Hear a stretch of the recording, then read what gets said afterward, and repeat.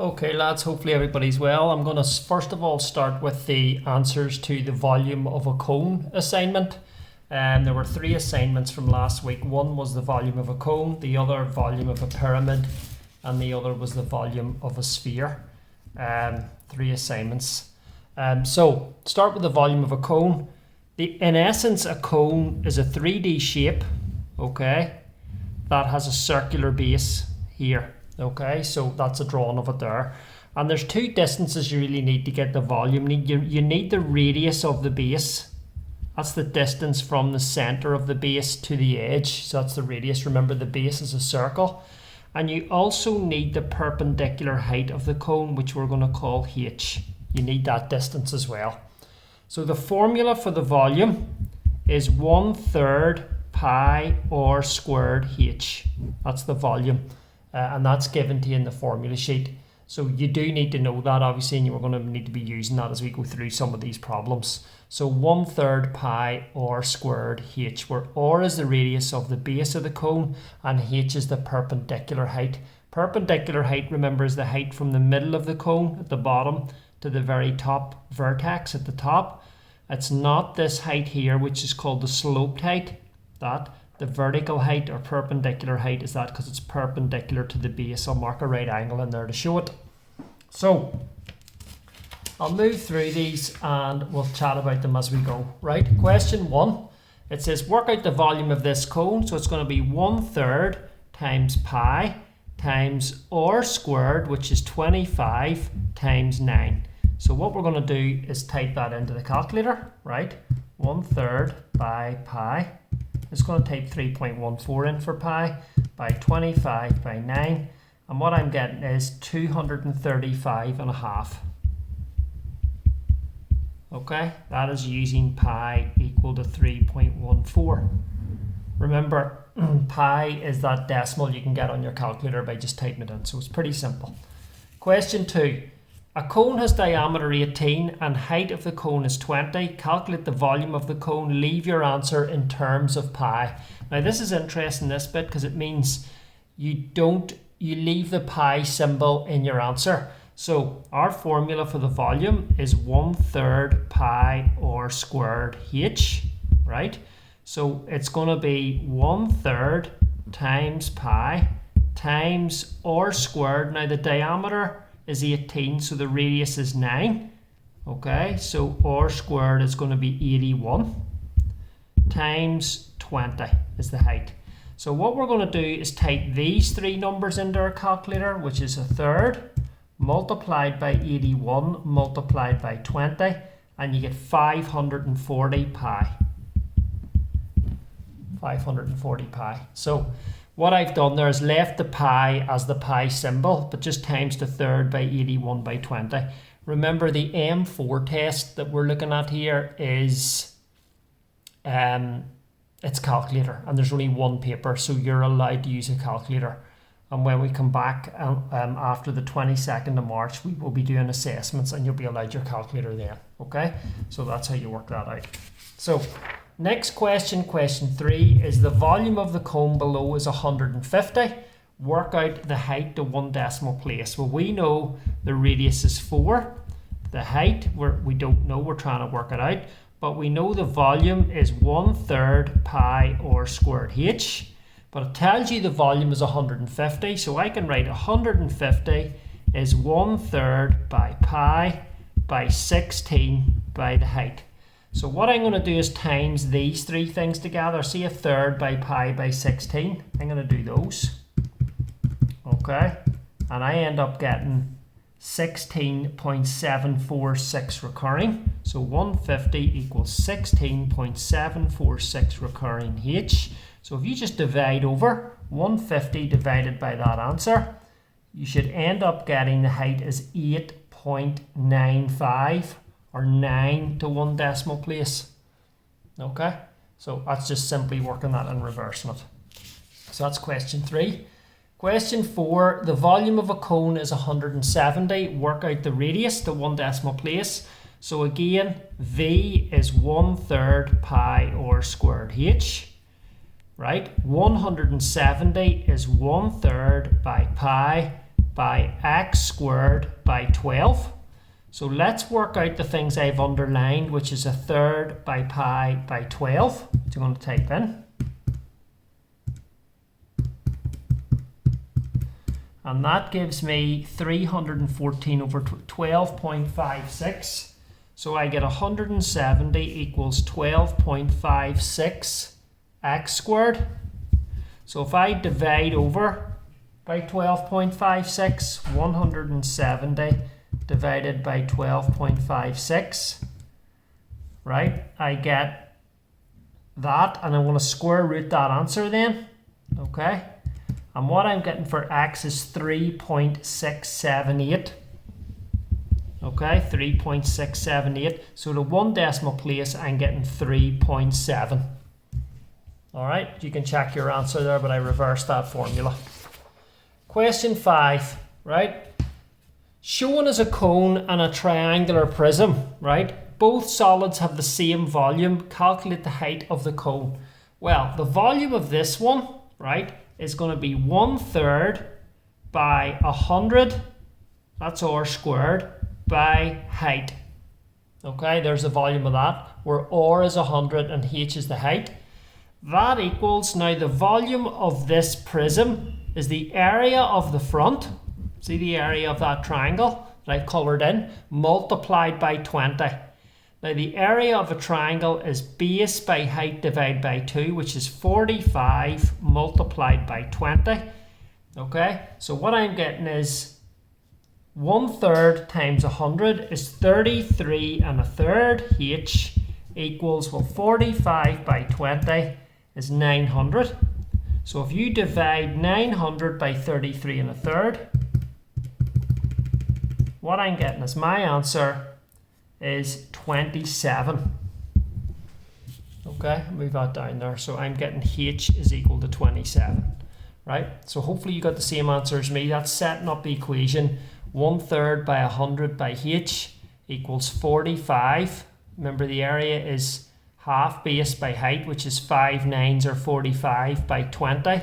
And then you solve it by 1/3 by 100 is 33 1/3 h equals 900, and just divide over and you get 27.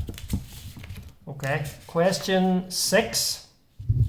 This is where the start to get a wee bit harder. So let's look at this. A large cone is cut into two parts, a small cone and a frustrum of a cone. Remember, a frustrum is a cone with a bit cut off the top. So this bit here is called the frustrum at the bottom, and this is a mini cone at the top. The height of the large cone is 20. So see that large cone there? I'm going to mark it in. That's 20 there. The height of the smaller cone is 10. Okay. The radius of the base of the large cone is 8. And the radius of the small cone is 4. So they're in the ratio, you know, where they're doubled basically, right? Work out the volume of the frustrum. Well, what we're going to do is we're going to work out the volume of the big cone and take away the volume of the small cone, and that'll give us this bit here, which is called the frustrum, and that'll give us the volume of that. So let's work out the volume of the big cone, which is 1/3 by pi by 64 by 20, and the small cone is 1/3 by pi by 16 by 10. So let's calculate those two answers. So you get 1/3 multiplied by 3.14 multiplied by 64 multiplied by 20, and I'm getting a 1339.73 recurring. The recurring just goes over the 3. Okay, and this one is 1/3 by 3.14 by 16 by 10. And what I'm getting for that is 167.46 recurring. So I'm going to subtract those two answers, and that should end up giving me the answer for the volume of the frustrum. So I'm just typing all that in. Taking away 167.46 recurring, and I'm ending up with the answer 1172.26 recurring. Now, it doesn't say the certain thing, but I'm just going to write that as 1172.3. Okay, 1172.3, there it is there, to 1 decimal place. So the secret in that question was work out the volume of the big cone and the small cone and just take them away, and you end up getting the frustrum. Number 7, a cone below has radius 10 and height h, right? A small cone of radius 4 and height 6 is cut from the top. The frustrum is below. Calculate the volume of the frustrum. Well, what you got to do is, this is actually about similar shapes, lads, right? Let's look at the big cone and let's look at the small cone where we're going to separate them out, okay? Make that noise where we pull them apart, right? You've got a 4 there, and you've got 6, you've got 10, and you've got h. Now see these cones, they're similar. So you need to be able to look at ratios or the scale factor to work out h. Now if you multiply 4 by 2.5, you end up getting 10. So you need to times 6 by 2.5 and you end up getting 15. So the height h is going to be 15, just using similar shapes. Now all we're going to do is work out the volume of this one and then take them away. So LC is the large cone, which is 1/3 by pi by 100 by 15. And the small cone SC is 1/3 by pi by 16 by 6. So let me type both those in and subtract them, and that'll give me the frustrum volume. So I'm going to type both those in. 1/3 by 3.14 by 15 by 100. Okay, and then take away from that 1/3 by 3.14 by 16 by 6. And I'm getting the answer 1469. So I'll write it down here, move the page down. 1469.52. Okay, 1469.52. So tough enough, but you had to separate the cones out, right? And you had to use, we've done this before in class when we were looking at M8 last term. But if that's 4 and that's 10, the scale factor is 2.5, so that height is going to be 15, and then you just subtract them. And the frustrum, by the way, is this bit here that I'm colouring in. See that bit, which is the bottom bit where the top has been sliced off. So that's number 7. Okay, question 8, right? The diagram shows a solid made up of a cone and a hemisphere.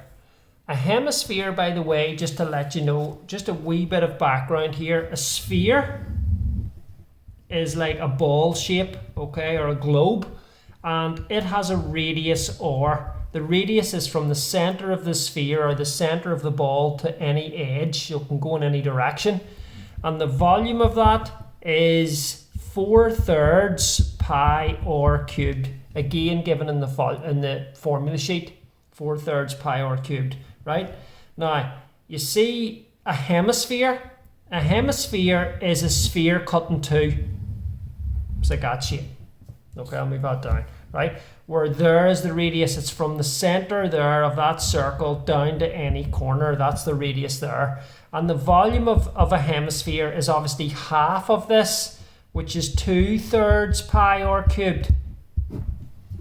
Okay, so that's important. This one isn't given in the formula sheet. This one is.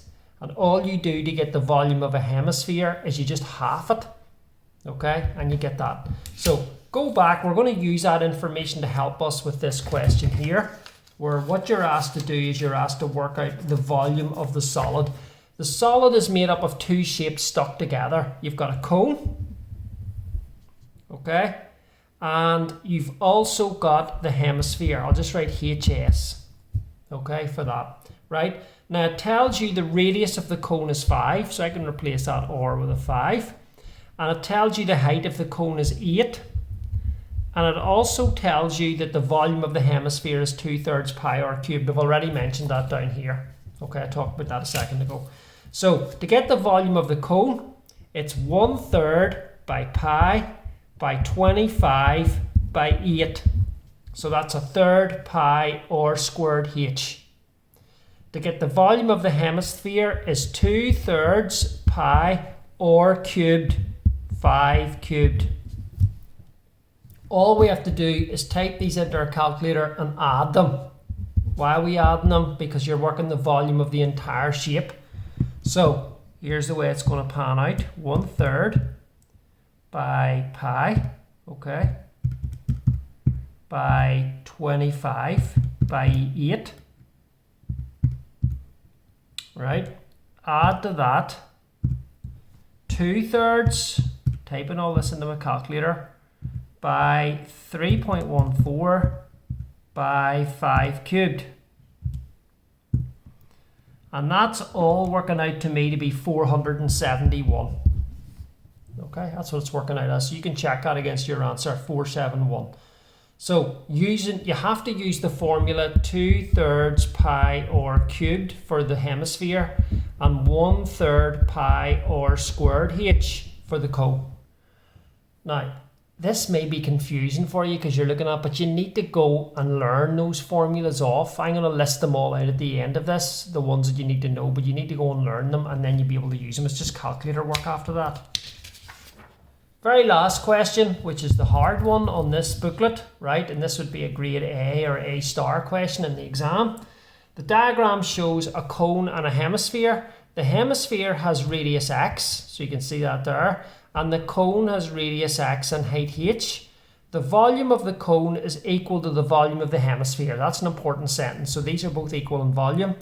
The volume of the hemisphere is 2/3 pi r cubed. Find an expression for h. That means you make h the subject of the equation. That's what that means basically.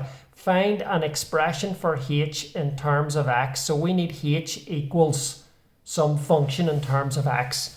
So watch how I do it, right? Volume of the cone, 1/3 pi x squared h. Remember the radius is x and the height is h. There it is. Equals 2/3 pi x cubed. Okay, so this, why am I putting an equals between the two? Because of this sentence, the volume of the cone is equal to the volume of the hemisphere. They're both equal. So the reason why, when they're both equal, you need to set up this equation. Now what we can do in this equation is cancel things out. I can cancel pi out by dividing it on both sides. Okay, I can also cancel x squared out on both sides and you're just left with an x on the right. All right, and what I have left is 1/3 h equals 2/3 x. So I can times through by 3 on both sides and I get h is 2x. So the answer was h equals 2x. Okay. So look through that again. You may have to pause the video, go back, rewind, review it, right? And you'll be able to see how that's done. You set up the equation and then you can cancel terms down and make h the subject. So get h on its own and you get h equals 2x. So that's the first assignment, which was on the volume of a cone. The next one I'm going to do is on the volume of a pyramid, and that'll be in the second video. Okay, thank you.